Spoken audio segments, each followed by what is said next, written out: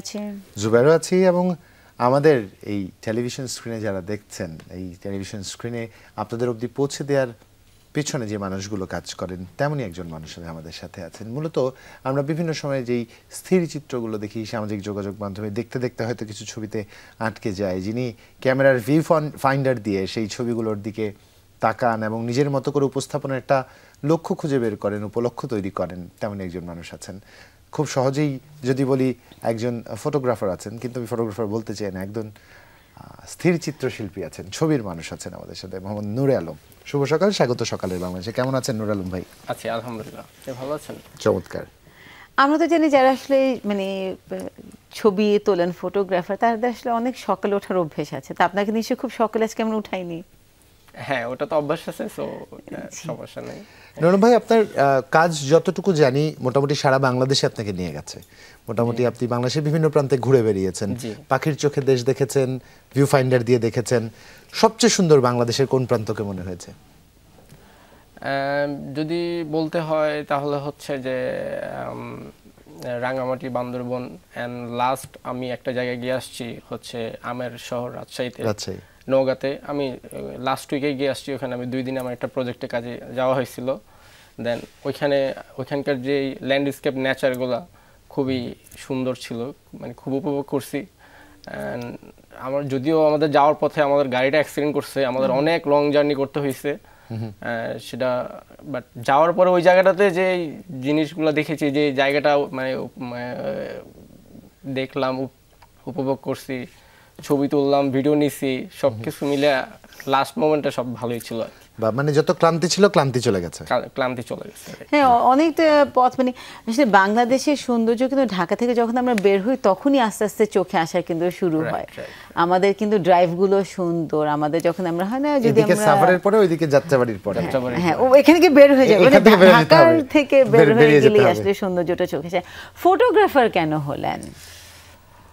আসলে ফটোগ্রাফার কেন হলাম সেটা বলতে গেলে এটা সম্পূর্ণই শখের বশতে। আসলে সবারই কম বেশি শখের বশে হয়। আমি 2015-16 দিকে আমি হচ্ছে যে আমার একটা ফ্রেন্ডের মাধ্যমে হচ্ছে যে আমি একটা ক্যামেরা কিনি, হচ্ছে ক্যানন। সো তখন থেকে হচ্ছে যে মনে হচ্ছিল, তখন আমি জবের পাশাপাশি পড়াশোনার পাশাপাশি হচ্ছে মনে হচ্ছিল যে টুকটাক ছবি তুলি। এই ছবি তুলতে তুলতে এখানে হচ্ছে যে আমার হোম ডিস্ট্রিক্ট চাঁদপুরে আমার কাছে মনে হচ্ছে যে আমাকে তো ফটোগ্রাফি শিখতে হলে কোথাও অ্যাটলিস্ট ভর্তি হতে হবে। তো আসলে ওই মুহূর্তে ভর্তি হওয়ার জন্য আমি ওই অবস্থায় ছিলাম না। তো আমার কাছে মনে হচ্ছে আমি যদি কারো গাইড অনুসরণ করি বা কারো গাইড ফলো করি কারো মাধ্যমে, তাহলে হয়তো আমার জন্য এটা খুব ভালো হবে। দেন হচ্ছে আমি কি করলাম, চাঁদপুরে আমার একটা বড় ভাই, তার মাধ্যমে তার একটা টিম ছিল ব্রাইডাল ডেলিভারি, ওটাতে আমি জয়েন করার পর ওনার সাথে উনিও খুব ভালো ছবি তোলে। ওনার ছবি দেখি, উনি বললো যে আপনি যেহেতু ফটোগ্রাফি করবেন, মানে আপনার ইচ্ছা, তাহলে আপনি একটা কাজ করতে পারেন।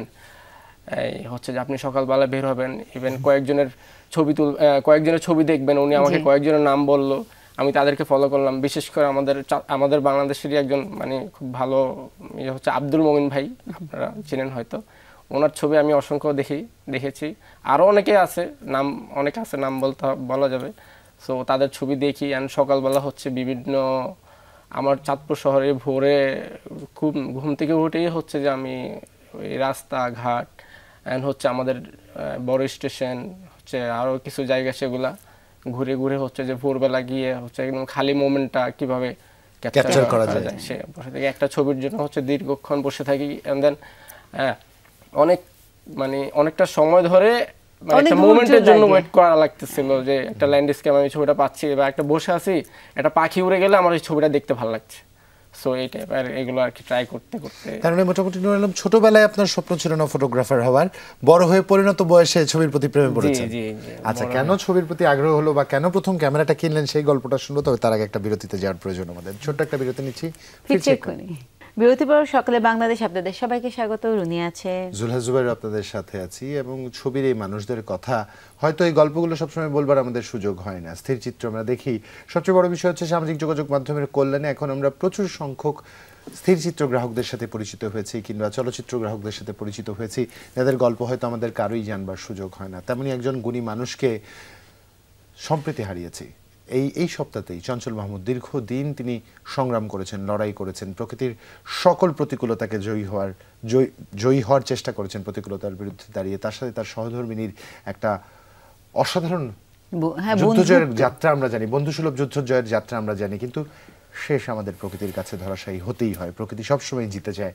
তবে প্রস্থান দুঃখজনক হলেও শ্রদ্ধায় তিনি অমরত্ব লাভ করেছেন আমাদের প্রত্যেকের মনে, এবং আমাদের সকালে বাংলাদেশে তার সাথে কথা বলবার সুযোগ হয়েছে। এবং চঞ্চল ভাইকে আসলে অনেক মজার গল্প আসলে আমার কাছে আছে, এবং তার সবচেয়ে বড় কথা হচ্ছে তিনি আসলে যেভাবে ইন্ডাস্ট্রিটাকে আসলে দাঁড় করিয়েছেন, আমাদের মডেল ফটোগ্রাফি বলতে আসলে আমরা যা বুঝি, তার যে অবদান সেটা আসলে এটা অপূরণীয়। একদম একদম। এখন যদি ছবির গল্পতে যাই, ছবি আপনি বলেন যে আসলে চাঁদপুরে দৃশ্য, না রনি ওই গল্পটা জেনে নি। প্রথম ক্যামেরা কিনেছিল, কেন কিনলো ক্যামেরা কবে কিনলেন? ক্যামেরাটা কিনা হচ্ছে আপনার 2000 যদি আমি মনে করি যে হচ্ছে 15-র দিকে হচ্ছে যে কিনাটা। আচ্ছা, আপনার হঠাৎ করে ক্যামেরা কিনলেন? শখের বসে। আমি তখন একটা দোকানে জব করতাম, বেসিক্যালি আমি একটা দোকানে কম্পিউটারে জব করতাম আমার এলাকাতে। আমি হচ্ছে 2015-16 দিকেই দেন হচ্ছে যে ক্যামেরাটা কিনা, তাও একটা ফ্রেন্ডের মাধ্যমে। ওর এটা সেকেন্ড হ্যান্ড আমি নিয়েছিলাম তখন, খুব সম্ভবত 1200D আর কি। হ্যাঁ 1200D, ক্যানন 1200D। ওকে, 1200D। জি জি। হঠাৎ করে ক্যামেরা কেন কিনলেন? ছবি তোলার হঠাৎ করে ঝোঁক কেন আসলো? আমার ওই ফ্রেন্ডটা টুকটাক ছবি তুলতো। হ্যাঁ, ও হচ্ছে তখন হচ্ছে একটা জুম লেন্স ছিল 70-300 এরকম একটা, 70-75 হয়তো এরকম একটা। সো তখন ওই থেকে যে একটা অ্যাট্রাকশন কাজ করতো যে দেখি আমি ওর ক্যামেরা আছে, আমিও একটা কিনি, তাহলে আমি টুকটাক ছবি তুলি। তখন আমি গ্রামের মধ্যেই ছিলাম, গ্রামে ছবি টবি তুলতাম টুকটাক। তখন তো আসলে অত কিছু বুঝতাম না, জানতাম না। মানে কিনার পরে আস্তে আস্তে আস্তে আস্তে আমি হচ্ছে যে ফটোগ্রাফিটা আসলে কি কেমন কি এগুলা ঘাটাঘাটি শুরু করি। নূর আলম ভাই, যদি আপনাকে জিজ্ঞেস করি যে প্রতিনিয়ত যে চিত্র আমরা দেখি, যে ছবিগুলো আমরা দেখি, পত্রিকাতে দেখি, সোশ্যাল মিডিয়াতে দেখি, সেগুলো তো আপনিও যেভাবে দেখছেন আমিও সেভাবে দেখছি। ওই একইভাবে আছে, কিন্তু কিভাবে ফটোগ্রাফার আসলে আইডেন্টিফাই করে যে কি দেখাতে হবে, এইটা কিভাবে আইডেন্টিফাই করে? হ্যাঁ, এটা হচ্ছে যে প্রত্যেকটা ছবিরই কিন্তু একটা ফ্রেমিং হয়, কম্পোজিশন হয়, ঠিক আছে। আপনার হচ্ছে যে ল্যান্ডস্কেপ যদি বলা হয় যে আমাদের যে নেচার যে ব্যাপারগুলো আছে, যে সেটাকে আমরা ল্যান্ডস্কেপ হিসেবে করি, ধরি যে আমরা একটা প্রকৃতি, এটা হচ্ছে আমার এটা দেখতে, এটা হচ্ছে একটা চোখের শান্তি। আসলে ছবি মানে একটা চোখের শান্তি আমি মনে করি।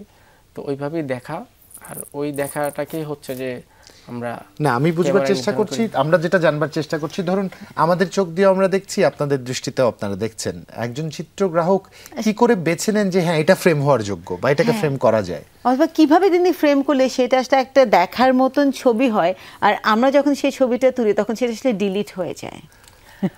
ছবি সবাই তুলি আমরা কম বেশি, তাই না? সবাই তুলি। আসলে এখানে তো বিষয়টা হচ্ছে যে আপনার ছবিটা দেখলেই মানে আমরা তো আসলে অনেক ছবি দেখে অভ্যস্ত, আমরা অনেক ছবি দেখে দেখে আচ্ছা এই পর্যন্ত দেখার চোখটাও আসলে তৈরি করতে হবে। দেখে দেখে হচ্ছে যে শিখা, ওই যেই দেখে শেখার পরে যে ব্যাপারটা আসে যে ছবি তুললে হয়তো আমার কাছে এই কম্পোজিশনটা ভালো বা আমার কাছে বেটার মনে হয়েছে, দেন হচ্ছে আমি যা বুঝলাম বিষয়টা সাইকেল চালানোর মতো, একবার চালাতে গেলে জানা হয়ে যাবে কি করে জানি সাইকেলটা চলে যায়, কিন্তু কিভাবে চলে যায় ওই বিষয়টি বললেন না নূর আলম ভাই, চেপে গেলেন সিক্রেটটা। এটা আরেকটা বিষয় হচ্ছে আমার কাছে মনে হয় যে আমাদের লাইফ কিচেনের মতো, মানে রান্নার অনুষ্ঠানে যত ভালো ভালো রান্না আপনি খাবেন ততই আপনার রান্নার টেস্ট আসলে ভালো হতে থাকবে। এক্স্যাক্টলি, মানে জানা হয়নি, যেহেতু যাই হোক নূর আলম ভাইয়ের কাছে আমরা যেতে চাই। এই যে যাত্রাটা শুরু হলো, এখন যে সময়টা আমরা বাস করছি, স্মার্টফোনের যে ক্যামেরা আছে সেই ক্যামেরা ডিজিটাল ক্যামেরার থেকে বেশি কিছু ক্ষেত্রে দক্ষ, সক্ষম কিংবা পোর্টেবল। এআইও চলে এসছে, এখন এআই দিয়ে অনেক কিছু তৈরি করা যায়, ক্রিয়েট করা যায়। এই একটা জায়গায় আপনারা যারা ডিজিটাল মাধ্যমে ছবি তোলেন বা ডিজিটাল ক্যামেরা ব্যবহার করেন, থ্রেটেন ফিল হয় কিনা বা কোনো হুমকি মনে হয় কিনা যে এআই আমার জায়গাগুলো দখল করে নিয়ে যাবে, কিংবা স্মার্টফোন আসলে ছবি তুলবার যেই স্বকীয়তা ছিল সেই স্বকীয়তা থেকে স্থির চিত্র গ্রাহকদের কিছুটা বিচ্যুত করছে? এটা আসলে মনে হচ্ছে যে ডে বাই ডে আসলে সবকিছু চেঞ্জ হচ্ছে, চেঞ্জের সাথে সাথে এআই চলে আসছে। এখন সবকিছু আপনি টাইপ করছেন হয়ে যাচ্ছে, ঠিক আছে। কিন্তু তারপর যারা বেসিক্যালি ফটোগ্রাফি করে, নেচার নিয়ে কাজ করে, তারা আসলে তাদের ভিতরের ফিল থেকে যেটা মানে নিয়ে আসে বা সময় নির্ধারণ করে বা তোলার ট্রাই করে, এটা আসলে আমরা অনুভব করেই কিন্তু আমরা ছবিগুলো তুলি বা ফিল করি। এআই এর বিষয়টা তো হচ্ছে জাস্ট একটা হচ্ছে টেক্সট লিখলো আর সেটা চলে আসলো। কিন্তু সেটাও কি আপনার মনে হয় না যে আসলে যে টেক্সট লেখার যে ক্ষমতা অথবা যে প্রম্পটার যেটাকে আসলে আমরা বলি, আমার আসলে যত ভালো আমি ছবি বুঝবো, আমার যদি সেই বেসিক শিক্ষাটা থাকে তাহলে আমার প্রম্পট যত ভালো হবে তখন ছবি সেটার আউটপুটটা আসলে বেটার হবে। জি, তো এই জন্যই হচ্ছে আসলে ওই যে বললাম যে আমার শিখার জায়গাটা হচ্ছে যে প্রচন্ড ছবি দেখা। জি, এবং জানা। হ্যাঁ, প্রচন্ড ছবি দেখা, সিনিয়রদের ছবি দেখে দেখে যেই আমি শিক্ষাটা নিয়েছি, সেই থেকে আসলে ছবি তোলার মানে কম্পোজিশনগুলোকে নিয়ে আসা। আচ্ছা নুরুল ভাই, সেক্ষেত্রে একটু জানতে চাই, আমরা কি সেই পর্যায়ে পৌঁছতে পেরেছি যে শুধুমাত্র ফটোগ্রাফিকে পেশা হিসাবে নেয়ার মতো সেই অবস্থা তৈরি হয়েছে আমাদের? ফটোগ্রাফি তো আসলে পেশা হিসেবে এখন মানে সবাই নিচ্ছে কম বেশি আশেপাশে। আমি বেসিক্যালি হচ্ছে ডকুমেন্টারি ফটোগ্রাফির পাশাপাশি আমি কিন্তু হচ্ছে মূলত ওয়েডিং সিনেমাটোগ্রাফি করছি। আচ্ছা, হচ্ছে যে আমি অনেকগুলো কোম্পানির হয়ে কাজ করছি। সো তো তার মানে আসলে এখন এটাকে স্টুডেন্টরা যদি নতুন তরুণরা চায় তাহলে আসলে ফটোগ্রাফিকে সিরিয়াসলি প্রফেশন হিসেবে নিতে পারবে, অবশ্যই নিতে পারবে। সেটার জন্য ইচ্ছা শক্তি আর মনোবল থাকতে হবে। বাহ, আপনাকে অসংখ্য ধন্যবাদ, এত চমৎকার করে খুব সহজ করে বলেছেন। এরকম সহজ করে বলতে পারাটাও একটা বিশাল সক্ষমতার বিষয়। আমরা সবাই কঠিন করে ফেলি সবকিছু, আমাদের চারপাশের সমাজটাই সবকিছু কঠিন করে ফেলে। কে কি বলবে, কে কি ভাবছে, কে কি মন্তব্য করবে, এই ভাবনা মন্তব্য এবং এই নিজের মাঝের যে সীমাবদ্ধতা, সেই সীমাবদ্ধতা আপনার আমার জীবনে এগিয়ে যাওয়ার পথে প্রথম প্রতিবন্ধকতা। এই প্রতিবন্ধকতাকে জয় করতে হবে, কারণ নিজেকে যে লিমিটিং ফ্যাক্টরগুলোর মধ্যে ফেলি, আমার কথা হয় না, আমি বলতে পারি না, কিংবা আমার গান গাওয়ার একটা ঝামেলা রয়েছে, আমি গান গাইতে পারি না, কিংবা আমি ছবি তুলতে পারি না, আমি লিখতে পারি না, এই যে নিজে পারি না, এই মানসিকতা ভুলে যেতে হবে। নতুন করে চেষ্টা করে দেখুন, জীবন খুব সুন্দর এবং সহজ। আজকের মতন বিদায় নিচ্ছি, ভালো থাকবেন সবাই, শুভ সকাল।